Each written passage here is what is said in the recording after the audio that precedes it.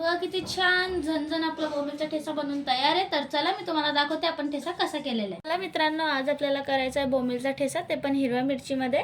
तर मी तुम्हाला दाखवून देते। 5 ते 6 आपण इथे टमाटर घेतलेले, 2 लसूण घेतलेले, हिरव्या मिरच्या घेतलेल्या आणि आता बोंबीलला आपण गरम पाण्यामध्ये धुवून घ्यायचं। बघा झाला आपला तवा गरम। आता आपल्याला भुजायच्या आहे मिरच्या। आता आपल्याला टाकायचे आहे गरम पाण्यामध्ये बोंबील, त्याची घाण वगैरे सगळं निघून जाणार। आपल्याला कुटायच्या वेळेस काही अडचण नाही येणार।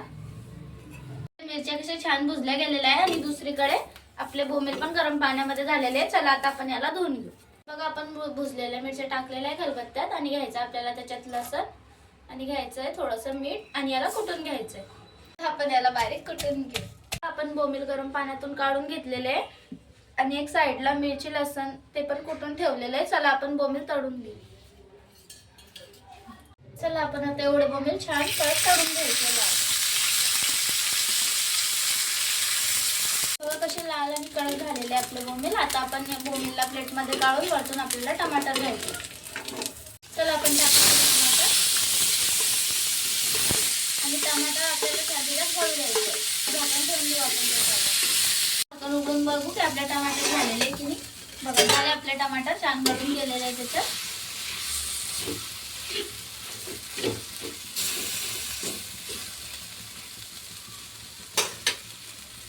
आता याच्यावर घ्यायचं आहे आपल्याला 1 चम्मच तेल। मग आपण टमाटर कसे साईडला करून घेतलेले आणि आता आपल्याला घ्यायचं आहे 1 चम्मच तेल।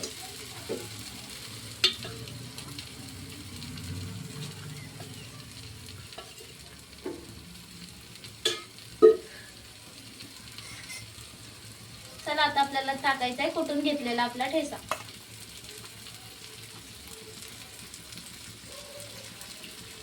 आणि यांना दोघांना आपल्याला करायचं आहे मग मिक्स।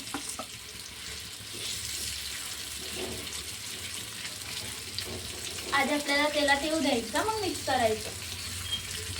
झाला आपला ठेचा याच्यामध्ये। आता आपल्याला घ्यायचे आपले तळलेले बोंबील आणि मग लास्ट आपल्याला घ्यायची कोथिंबीर आणि करायचंय मग पूर्ण मिक्स।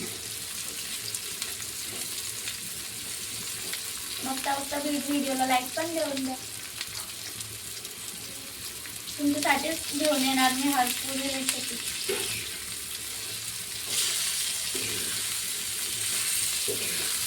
चला आता आपण करून घेऊया छान।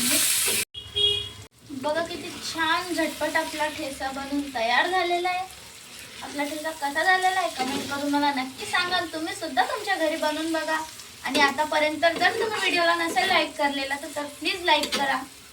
छान झणझण आपला बोंबीलचा ठेचा बनवून तयार झालेला आहे। आपला ठेचा कसा झालेला आहे हा मला कमेंट करून सांगा आणि तुम्हाला माझा व्हिडिओ आवडला असेल तर प्लीज माझ्यासाठी एक लाईक करा। पुन्हा भेटू आपण छान रेसिपी सोबत। तोपर्यंत माझ्या व्हिडिओला लाईक करा, कमेंट करा आणि बेल आयकॉनला प्रेस करायला विसरू नका। पुन्हा भेटू आपण मस्त रेसिपी सोबत।